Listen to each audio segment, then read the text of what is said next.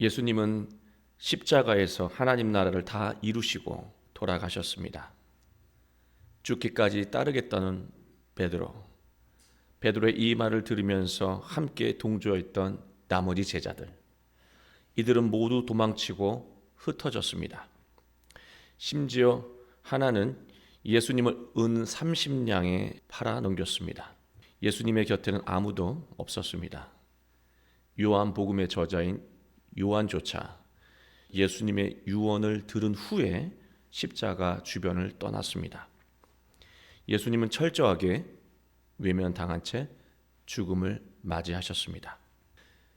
죽은 그 이후에 아리마대 요셉이라는 예수의 제자가 빌라도에게 찾아왔습니다.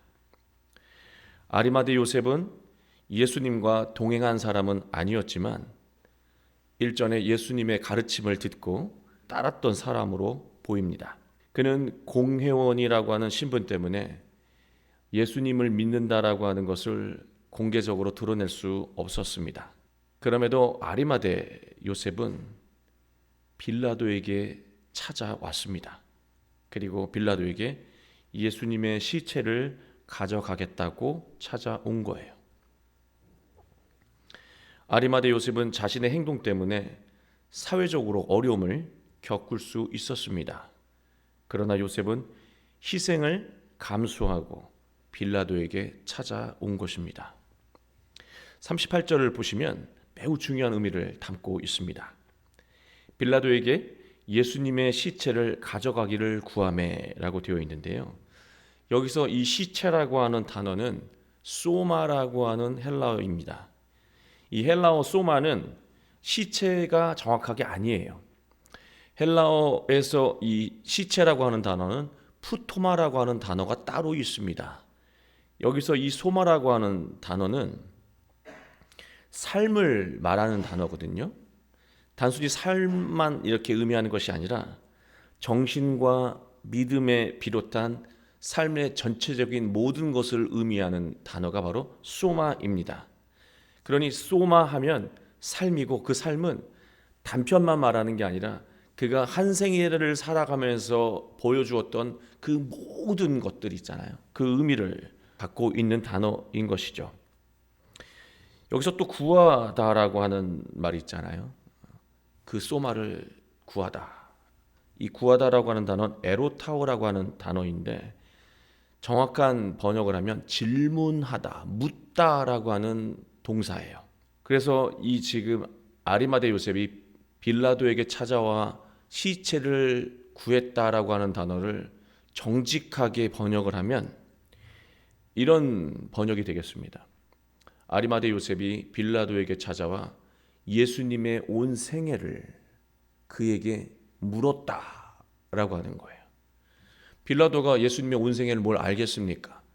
그러나 빌라도만 알고 있는 예수님의 생애가 있지요. 아무도 모르는 예수님의 생애를 빌라도가 아는 구석이 있어요. 그게 무엇입니까? 예수님께서 마지막 신문당하실 때 그 상황, 그때 어떻게 예수님이 살아가셨는지 그 삶을 정확하게 낱낱이 알고 있는 사람은 누구뿐입니까? 빌라도뿐이죠. 그 전에 수많은 사람들을 구하시고 생명의 말씀을 전하시고 또 하나님 나라의 소망을 전하셨던 것들은 많은 사람들이 서로 나누면서 익히 알고 있었습니다. 그러나 이 관정에서 마지막 신문당하는 것은 빌라도와 그 소수 외에는 아는 사람이 없었고요. 가장 정확하게 아는 것은 마지막 대화를 나눴던 빌라도가 예수님의 생애를 정확하게 아는 인물이었습니다. 아리마대 요셉은 예수님을 너무 사랑했고 예수님의 그 생애의 마지막 순간까지 알고 싶었는데 그렇게 알 수 있는 길이 없잖아요. 그래서 그는 사회적인 희생을 감수하고 찾아온 거예요.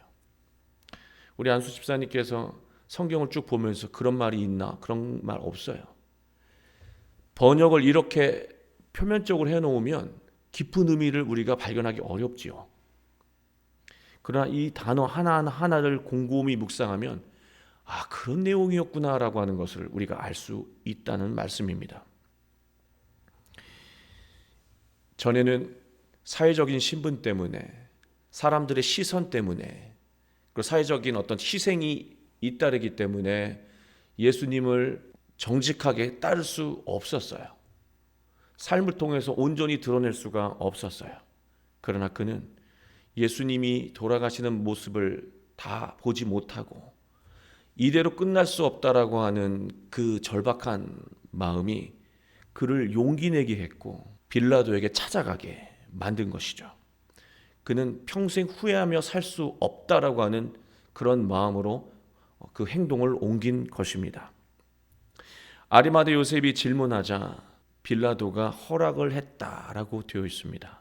그러면 이 허락을 했다라고 하는 이 단어가 어떤 의미인지 또 궁금해지잖아요. 시체 가져가, 이 뜻이 아니라고 하는 것이잖아요. 그렇다면 여기서 이 허락하다라고 하는 말은 무엇을 의미할까? 에피트레포라고 하는 단어인데요. 이 단어는 있는 그대로 또 이 단어를 정직하게 번역을 하면 무엇을 근거로 바뀌다, 변화되다, 생각을 고쳐먹다, 그런 뜻이에요. 따라서 빌라도는 이미 생각이, 마음이 바뀐 거예요. 누구 때문에? 예수님과 마지막 대화를 주고받는 과정 속에서 정말 이 사람이 유대인들이 말하는 것처럼 세상 포악한 죄를 지은 사람인 줄 알았는데 예수님과 대화를 하다 보니까요, 이 사람이 그들이 말하는 정말로 그리스도구나, 그 깨달음을 갖게 된 것이죠. 그러나 빌라도는 믿음이 없었기 때문에 예수님을 지킬 만큼의 그런 의지는 없었습니다.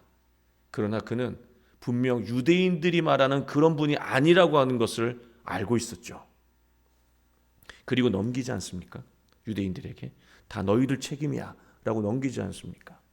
그러나 빌라도는 그 마지막 순간을, 예수님의 그 마지막 소마를 그는 유일하게 경험한 사람이었습니다. 아리마대 요셉은 마지막 그것을 알아야 했어요.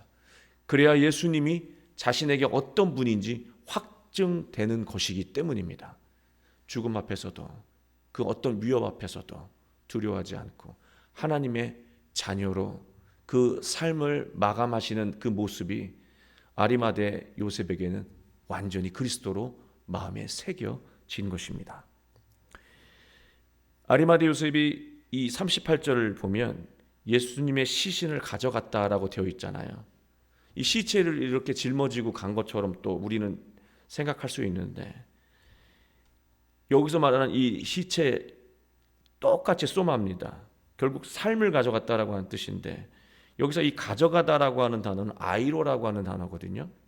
이 아이로라고 하는 단어는 가져가다라는 의미가 아니에요. 또 정직하게 번역을 하면 드높이다, 추앙하다라고 하는 단어예요.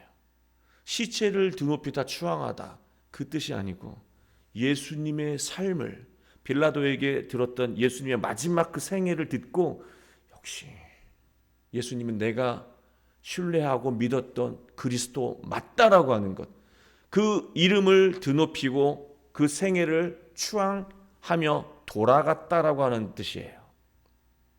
완전히 다른 의미죠. 아리마대 요셉에게는 놀라운 부활의 능력이 그 삶에 이제 미치게 되었을 겁니다. 그런데 비슷한 환경에서 살아가는 사람이 또 한 명이 등장하고 있습니다. 그게 누구냐면 우리가 익히 알고 있는 니고데모입니다. 니고데모는 어떤 사람입니까? 이미 일전에 예수님 살아생전에 이미 한번 성경에서 거론된 사람 아닙니까? 밤에 찾아와요. 이 사람도 공회원이에요. 근데 이 사람도 사회적인 신분이 있기 때문에 예수님을 공개적으로 믿는다는 그런 행동과 말을 할 수가 없어요.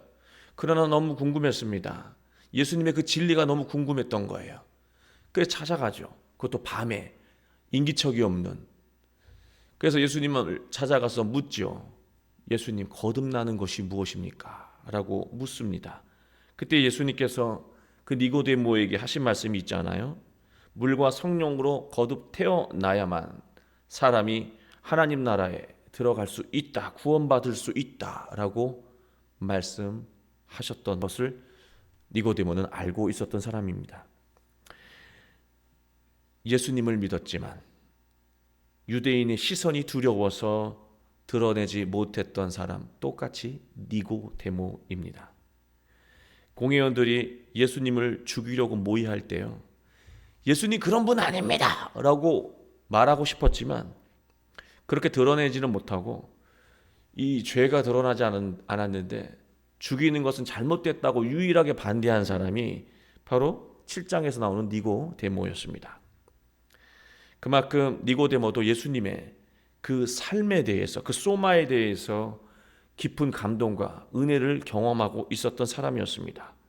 그러나 그가 지금 예수님의 이 소마를 어떻게 대하는지 우린 또 보게 됩니다.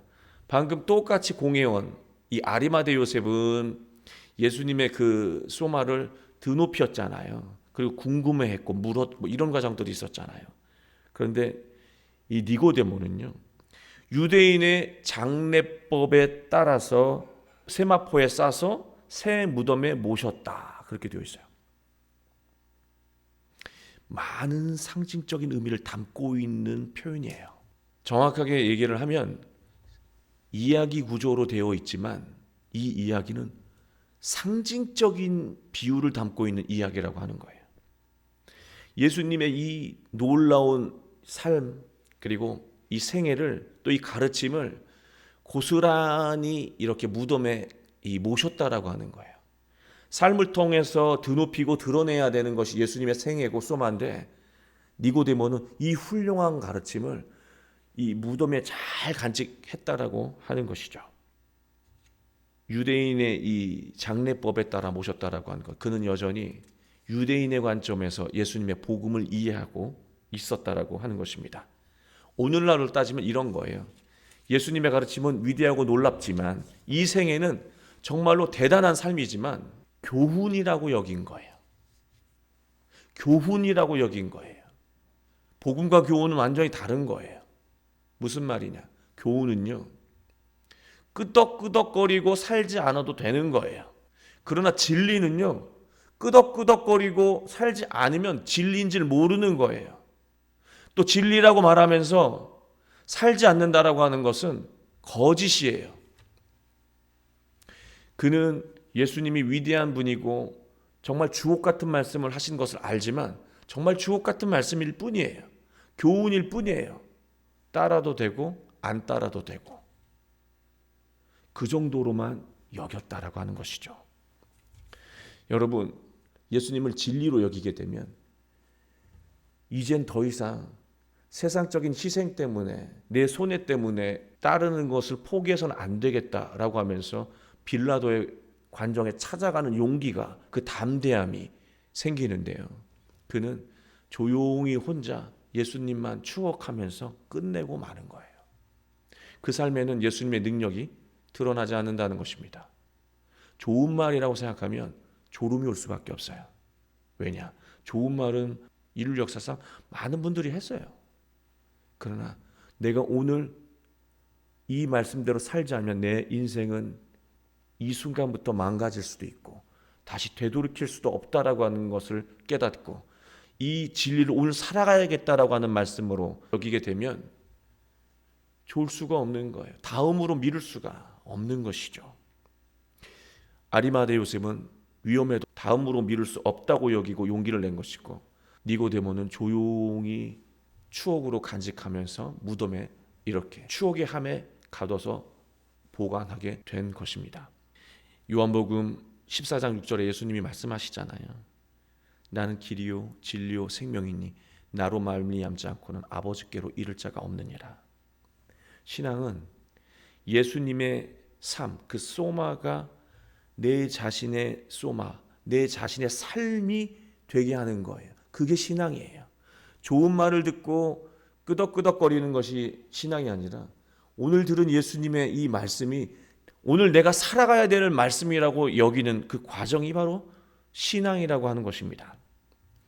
예수님의 그 부활의 정점은 우리의 일상에서 예수님의 소마가 드러나는 거예요. 예수님의 삶이 드러나는 거예요. 니고데모는 예수님의 삶과 가르침을 귀하게 여겼습니다. 그러나 그는 조용히 추억으로 간직한 채 살아가는 것으로 맞췄다라고 하는 거예요. 거듭남에 대한 진리를 제대로 이해하지 못했다라고 하는 거예요. 거듭남이 무엇입니까?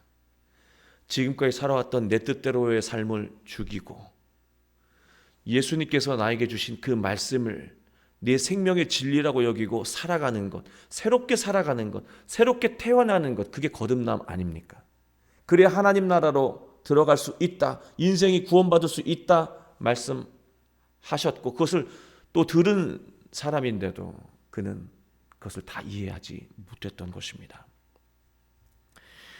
니고데모처럼 예수님을 무덤에 잘 모셔두고 살아가는 신앙으로는 예수님의 능력이 드러나기 어렵다라고 하는 것입니다. 니고데모는 예수님은 위대하지만 나는 그 위대한 예수님처럼 살기는 어렵지.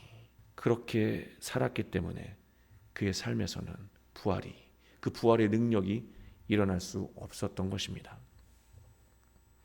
예수님을 믿는다는 것은 예수님을 따른다는 거예요. 우리가 예수님의 삶을 우리의 삶의 자리에서 순종하며 구현한다면 예수님은 우리의 삶 가운데 부활하셔서 어떤 어려움과 고난 속에서도 우리를 다시 일으켜 세우실 것입니다.